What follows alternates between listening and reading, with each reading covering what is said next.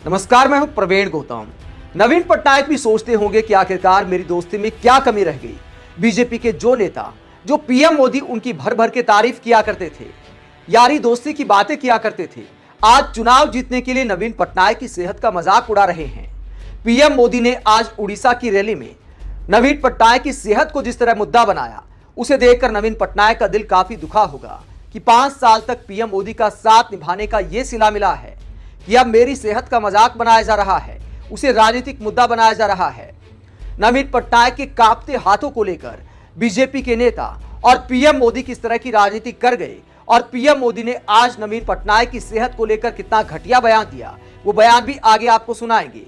पहले आपको दिखाते हैं कि आखिरकार ये बयान पीएम मोदी ने क्यों दिया और किस तरह बीजेपी के नेता अमित शाह, हिमंता बिस्वा शर्मा, तमाम नेता नवीन पटनायक की सेहत के अलावा क्षेत्रवाद को लेकर एक ऐसी राजनीति कर रहे हैं जो कई सवाल खड़े करती है। पहले आपको दिखाते हैं कि आखिरकार नवीन पटनायक की सेहत को पीएम मोदी ने मुद्दा क्यों बनाया। नवीन पटनायक भाषण दे रहे थे, ये वीके पांडियन है। माना जाता है कि नवीन पटनायक की पार्टी में सबसे ज्यादा इनकी चलती है। रिटायर्ड आईएएस अधिकारी हैं, 50 साल के नेता हैं और इनका तमिलनाडु से बैकग्राउंड है। तो इसी बात को लेकर बीजेपी बड़ा मुद्दा बना रही है। जब नवीन पटनायक भाषण दे रहे थे तो उनके हाथ कांपने लगते हैं और वीके पांडियन क्या करते हैं, जरा देखिए।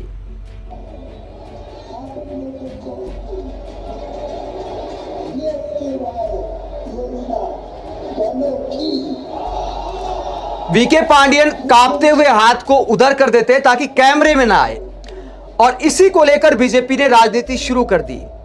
अब यह तो दिखाई देता है कि हाथ अगर इस तरह कांप रहा है तो नवीन पटनायक की सेहत सही नहीं है, लेकिन चूंकि उम्र 77 साल की हो चुकी है, किसी को कोई भी बीमारी हो सकती है। लेकिन उस बीमारी को लेकर क्या पीएम मोदी को ऐसी बातें करनी चाहिए थी जो आज की रैली में कर गए।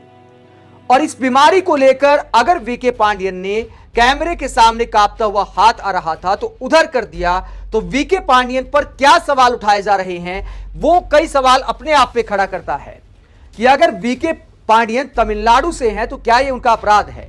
अगर कांपते हाथ को मेज पर रख दिया, अगर आप किसी के बहुत करीबी हैं, अगर आप किसी के बहुत विश्वास पात्र हैं, तो क्या ये कंट्रोल करना है या कैमरे में कांपते हाथ आते रहे।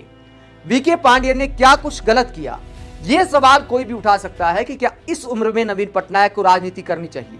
यह सवाल उठ सकता है कि अगर आपकी सेहत सही नहीं है तो क्या इस उम्र में राजनीति करनी चाहिए।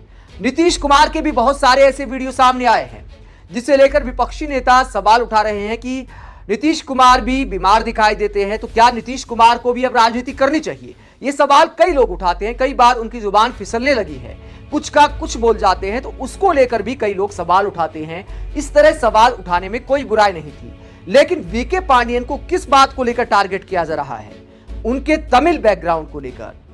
गृह मंत्री से लेकर असम के मुख्यमंत्री हिमंता बिस्वा शर्मा क्या लिखते हैं। हिमंता बिस्वा शर्मा लिखते हैं कि मैं ये वीडियो देखकर बहुत व्यथित हूं कि वीके पांडियन अब नवीन बाबू के हाथों को भी कंट्रोल कर रहे हैं। बताइए कहां से कंट्रोल कर दिया। आगे लिखते हैं कि मैं इस कल्पना को देखकर कांप उठता हूं कि एक एक्स ब्यूरोक्रेट जो कि तमिलनाडु से है वो उड़ीसा के भविष्य के साथ क्या कर सकते हैं। मतलब इस तरह की बातें की जा रही हैं कि तमिलनाडु का कोई व्यक्ति आखिरकार उड़ीसा में राजनीति क्यों नहीं कर सकता। आगे लिखते हैं कि बीजेपी इस बात को लेकर पूरी तरह से गंभीर है कि उड़ीसा की बागडोर उड़ीसा के लोगों को ही दिया जाए। तो ये हिमंता बिस्वा शर्मा साफ तौर पर क्षेत्रवाद की राजनीति करते हैं, यानी हिमंता बिस्वा शर्मा वीके पांडियन के तमिल बैकग्राउंड को लेकर क्षेत्रवाद की राजनीति करते हैं। और सिर्फ हिमंता बिस्वा शर्मा की बात नहीं है, अमित शाह क्या कहते हैं वीके पांडियन पर टारगेट करते हुए। अमित शाह क्या कहते हैं, जरा सुनिए। ये महान उत्कल प्रदेश पर कोई तमिल बाबू शासन कर सकता है क्या? अरे जोर से बोलो, कर सकता है क्या? मैं आज कह कर जाता हूं, उत्कल भूमि पर शासन उत्कल भूमि की संतान ही करेगी जो ओडिया भाषा में बात कर सके। उत्कल भूमि पर शासन यहां का भूमिपुत्र ही करेगा जो ओडिया भाषा में बात कर सके। उत्कल भूमि पर शासन वो ही करेगा जो महाप्रभु जगन्नाथ की परंपराओं को आगे बढ़ाएगा। तो अमित शाह सवाल खड़ा कर रहे हैं कि आखिरकार कोई तमिल बाबू उड़ीसा पर कंट्रोल कर सकता है क्या? उड़ीसा पर शासन कर सकता है क्या? अगर इस हिसाब से देखा जाए तो कोई काशी में जाकर, बनारस में जाकर नारे लगाने लगे कि बनारस का सांसद कोई गुजरात का व्यक्ति बन सकता है क्या, तो अच्छा लगेगा क्या? अगर गुजरात के नरेंद्र मोदी काशी से सांसद बन सकते हैं तो आखिरकार कोई तमिल बैकग्राउंड का व्यक्ति उड़ीसा में राजनीति क्यों नहीं कर सकता? पूरा देश सबका है। अगर जनता स्वीकार करती है किसी नेता को, किसी के अच्छे कामों को स्वीकार करती है, तो इस तरह खुल्लम खुल्ला क्या अमित शाह को ऐसे बयान देने चाहिए? क्या बीजेपी को ऐसी राजनीति करनी चाहिए? जब नवीन पटनायक के कांपते हाथों को मुद्दा बनाया गया तो उसके बाद नवीन पटनायक क्या जवाब देते हैं, जरा सुनिए। I believe the BJP, which is known to make non-issues into issues, are discussing my hands. This will certainly not work. तो नवीन पटनायक मुस्कुराते हुए कहते हैं कि बीजेपी मेरे हाथों को मुद्दा बना रही है, लेकिन ये कोई इशू नहीं है, ये नॉन इशू है और इसको मुद्दा बनाना कुछ काम नहीं आएगा। आप किस तरह की बातें कर रहे हो? अगर किसी के हाथ कांपते हैं तो आप उनके विश्वास पात्र लोगों पर सवाल उठाते हो। आप कहते हो कि देखिए इनके हाथों को भी कंट्रोल किया जा रहा है, और पीएम मोदी तो 2 कदम आगे निकल गए। मतलब फिल्मी साजिश ढूंढ डाली पीएम मोदी ने। नवीन पटनायक की सेहत को लेकर किस तरह की बातें करने लगे कि नवीन पटनायक के खिलाफ साजिश की जा रही है। क्या कहते हैं जरा सुनिए। क्या एक प्रधानमंत्री को बिना वजह जब किसी ने आरोप नहीं लगाया तो 77 साल का आदमी क्या बीमार नहीं हो सकता? 77 साल के व्यक्ति के हाथ नहीं कांप सकते? पीएम मोदी क्या कहते हैं जरा सुनिए। किस तरह की राजनीति देश के प्रधानमंत्री कर रहे हैं और क्या आरोप लगा रहे हैं, जरा सुनिए। नवीन बाबू के सभी शुभचिंतक बहुत चिंता में है। वो ये देखकर बहुत परेशान है कि पिछले 1 साल में अचानक नवीन बाबू की तबीयत इतनी कैसे बिगड़ गई। वर्षों से नवीन बाबू के करीबी रहे लोग अब जब मुझसे मिलते हैं तो जरूर नवीन बाबू की तबीयत की चर्चा करते हैं। वो बताते हैं कि नवीन बाबू अब खुद से कुछ कर नहीं पा रहे हैं। अरसे तक नवीन बाबू के करीबी रहे लोगों का मानना है कि उनकी तबीयत बिगड़ने के पीछे कोई साजिश भी हो सकती है।